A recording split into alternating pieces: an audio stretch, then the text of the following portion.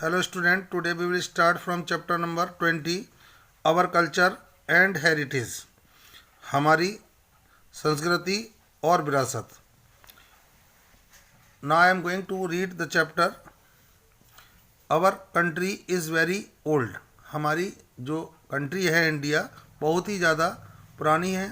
In ancient times, प्राचीन समय में यानी पुराने समय में, India was famous around the world for its rich culture, tradition and knowledge.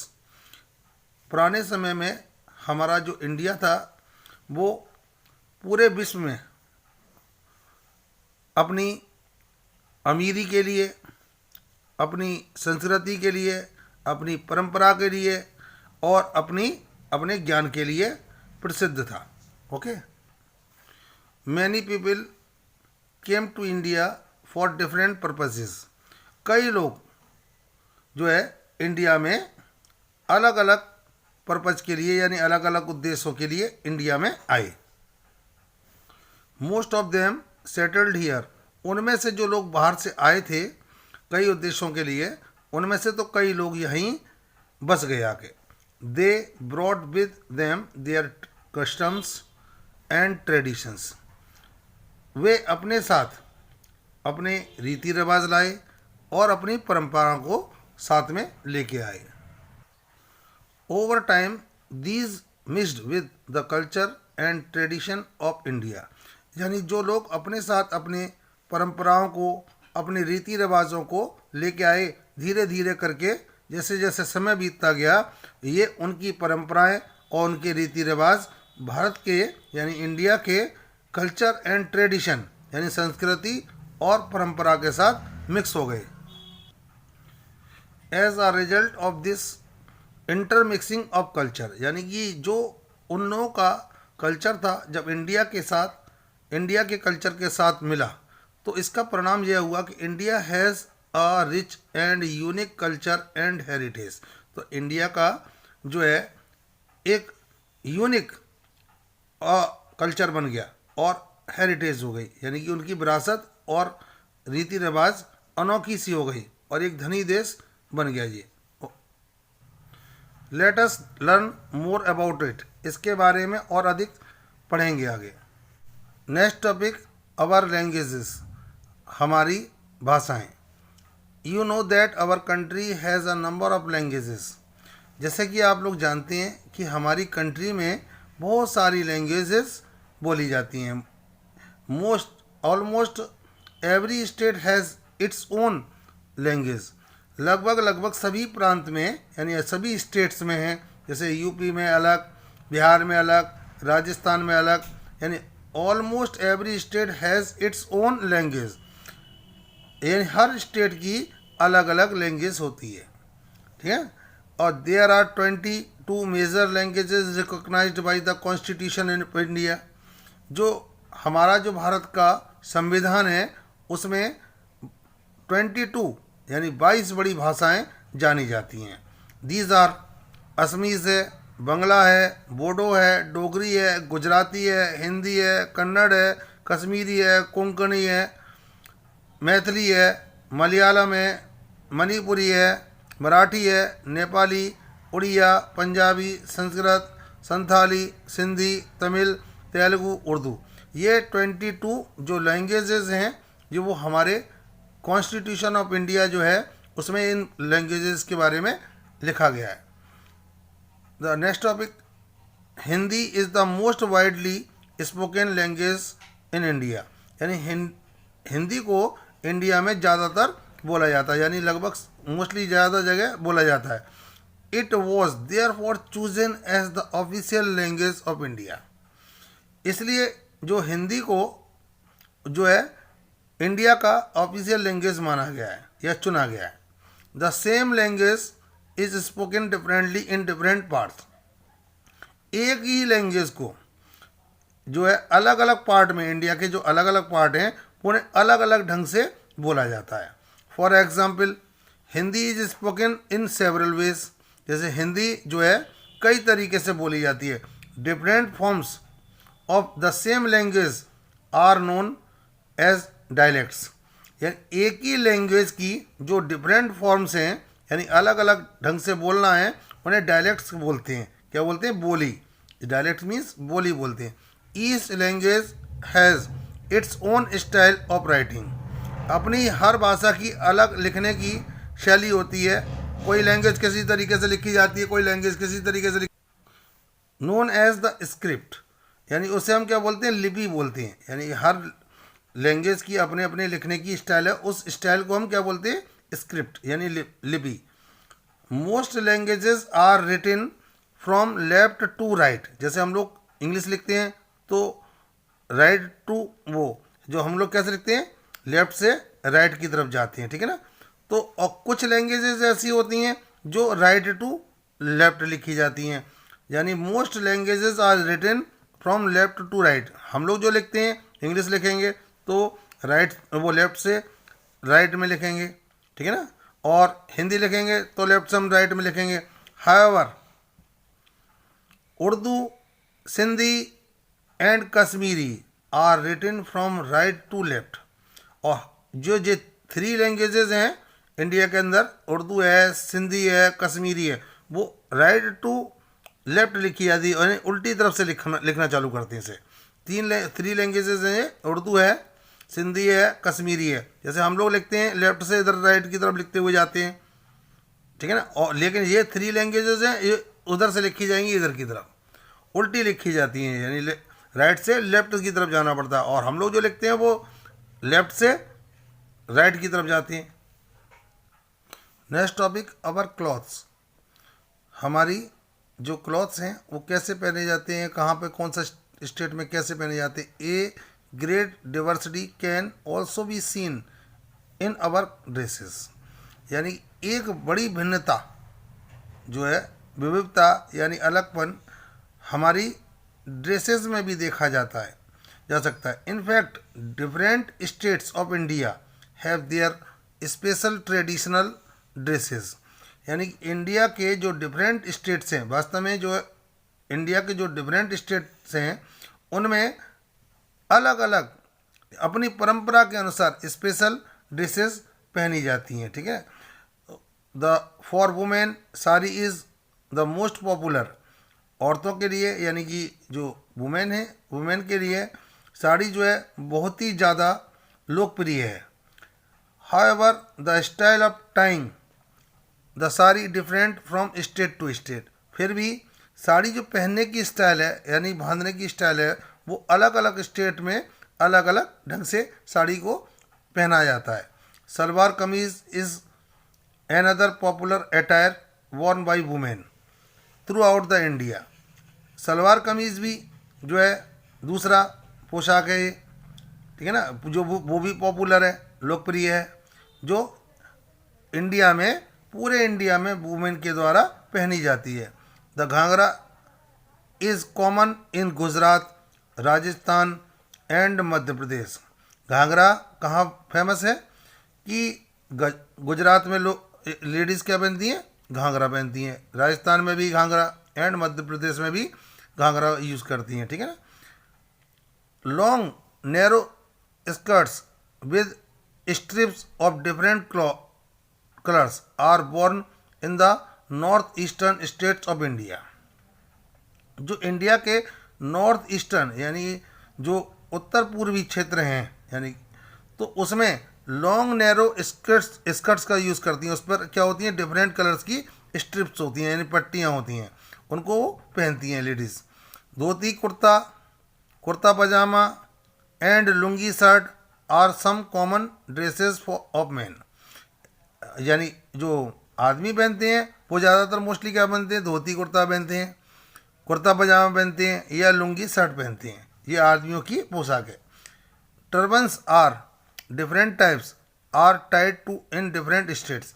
यानी जो पगड़ी होती है सर पे लगाई जाती है, वो डिफरेंट स्टेट्स में वो अलग अलग टाइप की से बांधी जाती है। इन कश्मीर सलवार कमीज़ एंड फ़रान, जो फ़रान जो होता है कश्मीर में लंबी सी जो ड्रेस होती है जो कश्मीरी लोग पहनते हैं, उसे फ़रान कहते हैं। इन फ़रान salwar kameez and फ़रान are popular यानी कश्मीर में जो है सलवार कमीज़ और फ़िरान लोकप्रिय है, वहाँ के लोग इसको ज़्यादा पसंद करते हैं, सलवार कमीज़ को और फ़िरान को। Modern clothes are common among man and women living in towns and cities. जो आजकल के कपड़े हैं, जो आधुनिक समय जो चल रहा है मॉडर्न टाइम्स, उसमें मॉडर्न टाइम्स में जो है मॉडर्न क्लॉथ्स आए हैं जिसे कॉमन मैन एंड वुमेन जो सिटीज़ में या टाउन्स में जो रहते हैं उनको वो पहनते हैं, यूज़ करते हैं। Next topic our dance and music. जो हमारे डांस है और म्यूज़िक है उसके बारे में अब हम इस टॉपिक में डिस्कस करेंगे। Dance and music have been a part of Indian culture. यानी डांस और जो म्यूज़िक है वो इंडियन कल्चर का एक हिस्सा है। ये क्या है? डांस एंड म्यूज़िक जो हैं वो इंडियन कल्चर के एक पार्ट हैं। There are two main types of dance and music, classical and folk dances. यानी कि ये दो प्रकार के जो है डांस एंड म्यूज़िक हैं। एक तो क्लासिकल है, शास्त्रीय संगीत और शास्त्रीय नृत्य, एंड फोक डांस जो होता है वो उसे बोलते हैं लोकगीत। जो लोग इकट्ठे होकर गांव में वगैरह में जो गाते हैं अपने अपने स्टेट्स में, डिफरेंट स्टेट्स में, उसे बोलते हैं folk dance. Classical dances mostly begin as forms of worship. यानी कि क्लासिकल डांसेस है, शास्त्रीय जो नृत्य है वो मोस्टली कहाँ से चालू हुआ? वर्शिप से, वर्शिप की फॉर्म में या पूजा के रूप में इससे शुरुआत की गई। Train dancers perform these dances in temples. जो ट्रेंड डांसर्स होते थे, यानी ये पूरे तरह से ट्रेंड किया गया था, उनको ये मंदिरों में अब इन डांसर्स को शो करते थे, परफॉर्म करते थे। Some event perform in the courts of kings. यानी उनमें से कुछ ऐसे भी थे परफॉर्मर्स या डांसर्स जो थे जो राजाओं के कोर्ट में यानी दरबार में इनको डांस को किया करते थे। Today everyone enjoys these dances. आज प्रत्येक व्यक्ति इन डांसेस को का आनंद लेता है। The major classical forms of dance are as follow. यानी कि हम उसमें नीचे कुछ आपको मुख्य जो बड़ी क्लासिकल डांस हैं या मेजर स्पेशल जो हैं उनके बारे में कुछ डिस्कस करेंगे हम कि कौन कौन से डांस क्लासिकल हैं और जो मेजर हैं। तो उसमें से कुछ डांसेस के बारे में बता रहे हैं। भरतनाट्यम है, कथकली है, मणिपुरी है, सतारिया है, कथक है, कुचिपुड़ी। ये क्लासिकल डांस फॉर्म्स हैं, ठीक है। ये क्लासिकल डांसेस की फॉर्म्स हैं जो हमने नेम बताए हैं। भरतनाट्यम, कथकली, मणिपुरी, सतारिया, कथक, कुचिपुड़ी, ये क्लासिकल डांस की फॉर्म्स हैं। स्टूडेंट, अब हम इस टेबल में ये पता करेंगे कि कौन सी क्लासिकल डांस किस स्टेट में करा जाता है, ठीक है ना। जैसे भरतनाट्यम है तो भरतनाट्यम तमिलनाडु में किया जाता है। ये क्लासिकल डांसेस हैं की लिस्ट है और किस स्टेट में कौन सा क्लासिकल डांस किया जाता है। तो हम जो तमिलनाडु में भरतनाट्यम और उत्तर प्रदेश में कथक किया जाता है, केरला में कथकली, आंध्र प्रदेश में कुचिपुड़ी, मणिपुर में जो है मणिपुरी डांस है जो क्लासिकल डांस फॉर्म्स हैं ये, और केरला में मोहिनीअट्टम, उड़ीसा में ओडिसी, आसाम में सतारिया, ठीक है ना, सेटरिया जो डांस है आसाम का जो डांस है, ये क्लासिकल डांस है। Folk dances are performed by group of people to express their joy. और जो फोक डांसेस होते हैं वो लोगों को के द्वारा किए जाते हैं ग्रुप बनाकर। वो अपने जो है खुशी को जाहिर करते हैं कि जब कोई उन्हें खुशी होती है तो उस खुशी को जाहिर करने के लिए इन डांसेस को करते हैं वो। They are performed on occasions like marriages. जब मैरिज होती है तो ये फोक डांसेस किए जाते हैं उनके द्वारा, लोगों के द्वारा।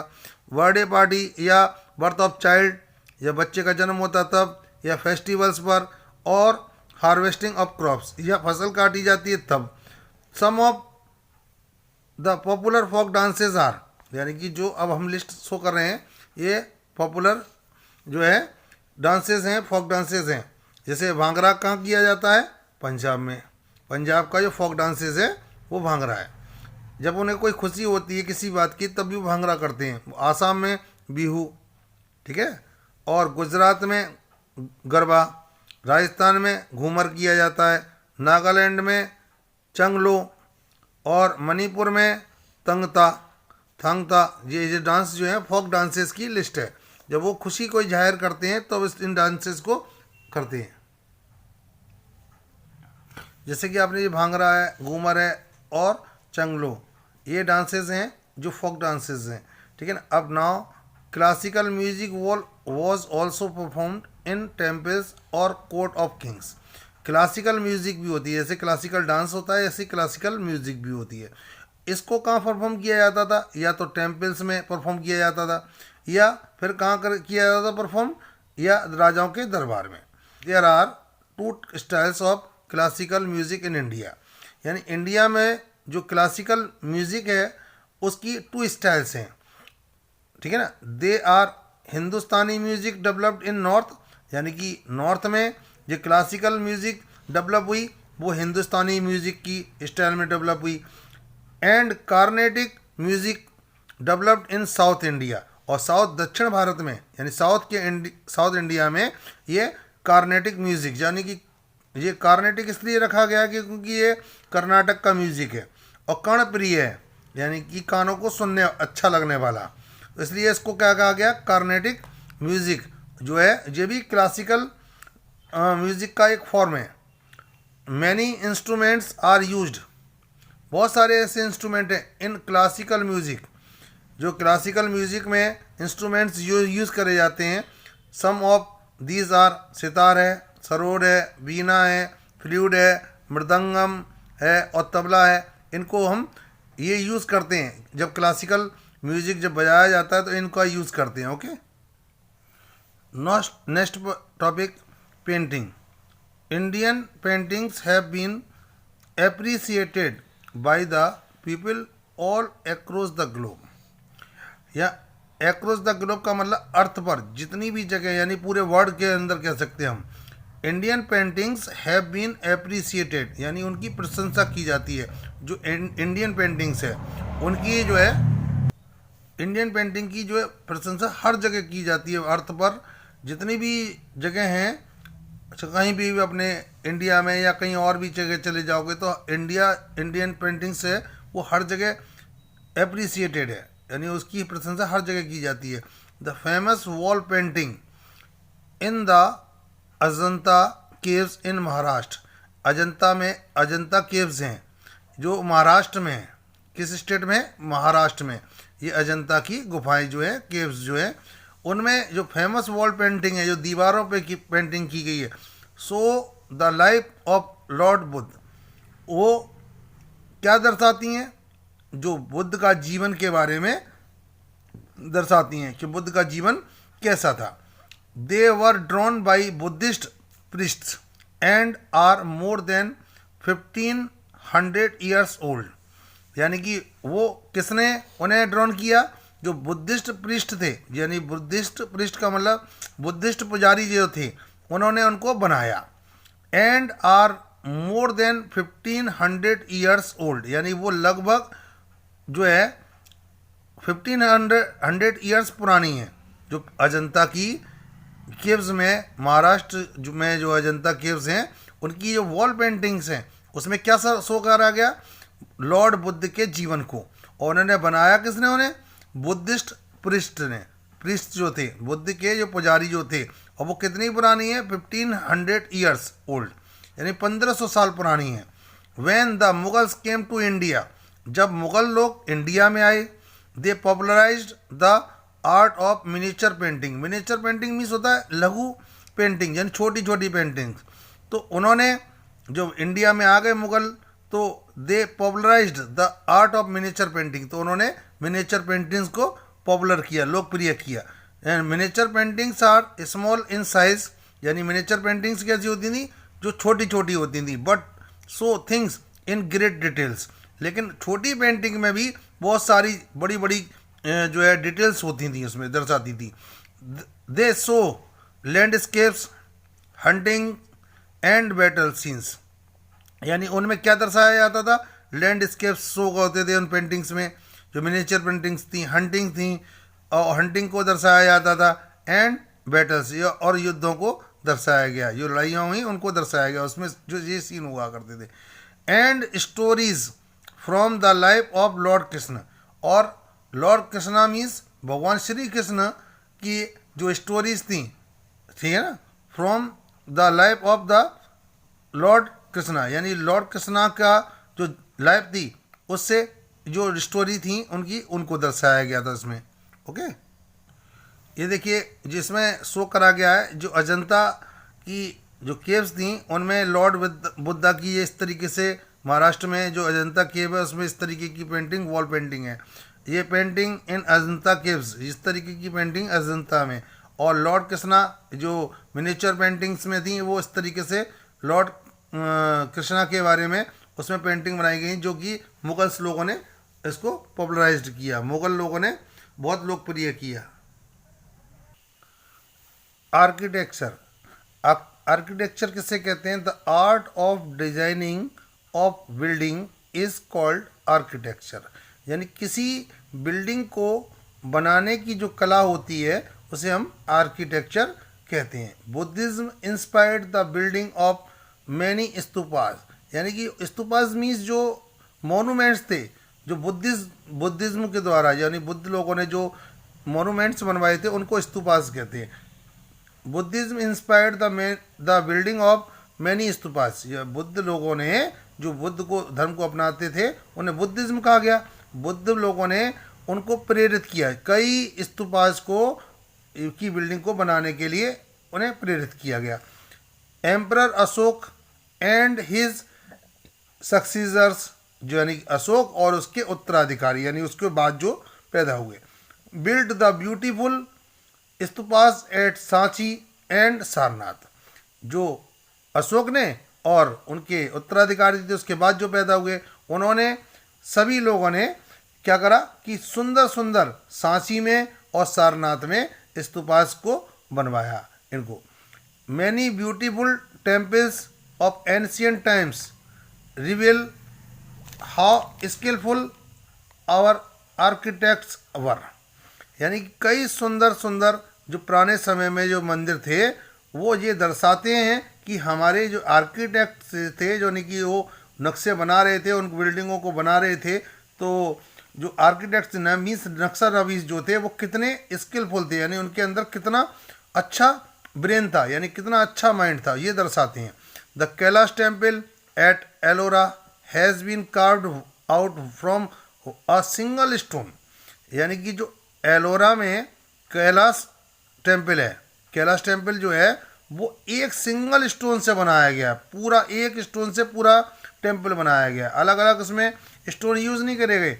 The sun temple at Konkan, Meenakshi temple at Madurai, Khajuraho temple in Madhya Pradesh and the Jain temple of mount Abu are famous for their architecture, यानी ये जितने भी टेम्पल्स मैंने बताए हैं आपको, सन टेम्पल्स है, ठीक है, मीनाक्षी टेम्पल, खजुराहो टेम्पल और जैन टेम्पल, ये अपने आर्किटेक्चर के लिए, यानी कि जो बनाने की कला है इसके लिए बहुत फेमस है, प्रसिद्ध हैं। The Turks and Mughals brought their own style of architecture of India to India, यानी कि जो तुर्क लोग थे और मुगल्स थे वो इंडिया में अपने तरीके से जो बिल्डिंग बनाने के तरीकों को लेके आए, यानी कि कैसे उनके यहाँ तुर्क लोगों के यहाँ और मुगल्स लोगों के यहाँ, जैसे उनके जहाँ रहते थे पहले वो लोग, वो किस तरीके से अपनी बिल्डिंग को बनाते थे, उस कला को इंडिया में लेके आए। उनकी जो कला है हमारे पास, जो तुर्क लोगों की और मुगल्स लोगों की जो कला है वो हमें दिखाई देती है।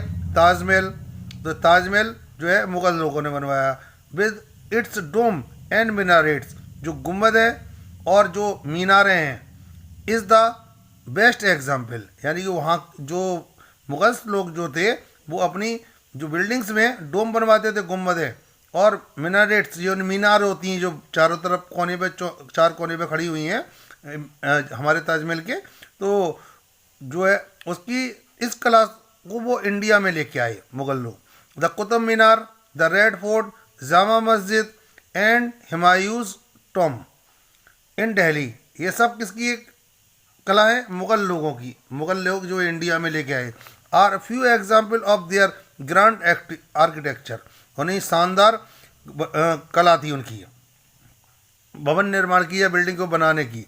A new style of architecture was also brought by the British.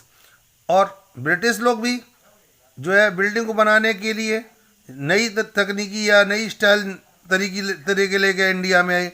यानी द विक्टोरिया मेमोरियल इन कोलकाता, कोलकाता में जो विक्टोरिया मेमोरियल बना हुआ है वो ब्रिटिश ने ही बनवाया।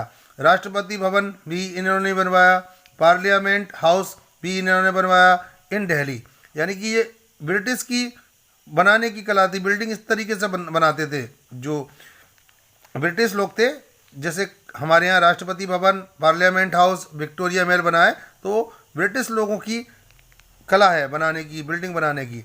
Delhi are some beautiful buildings built by British. Delhi में जो है जो उनके द्वारा, ब्रिटिश के द्वारा कई सुंदर सुंदर बिल्डिंग्स बनवाई गई।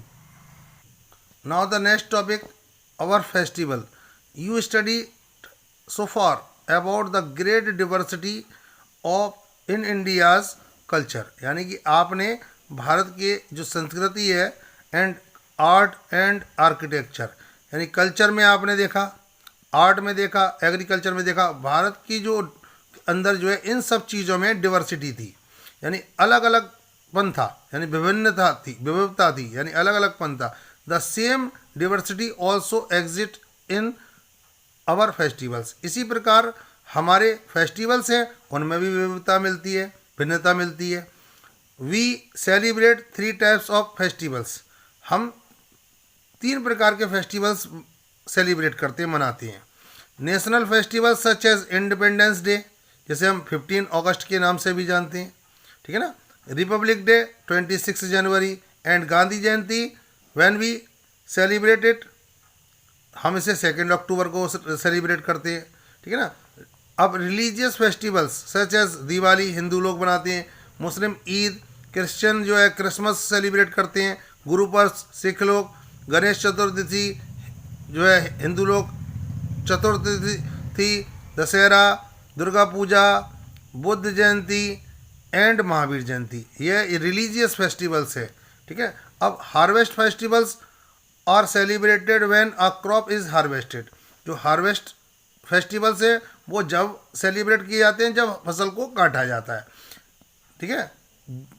These they express the Joy of farmers. यानी कि इससे क्या होता है, वो क्या दर्शाते हैं ये कि किसानों को के आनंद को शो करते हैं ये फेस्टिवल्स जो होते हैं। सम ऑफ दीज आर ओनम इन केरला। जब केरला में फसल को काटा जाता है तो अपनी खुशी को जाहिर करने के लिए ओनम फेस्टिवल का वो सेलिब्रेट करते हैं उसको।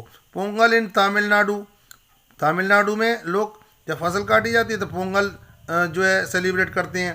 बिहू इन आसाम, आसाम में जो है बिहू को सेलिब्रेट करते हैं। एंड बैसाखी इन पंजाब, और पंजाब में बैसाखी को सेलिब्रेट करते हैं। Okay students,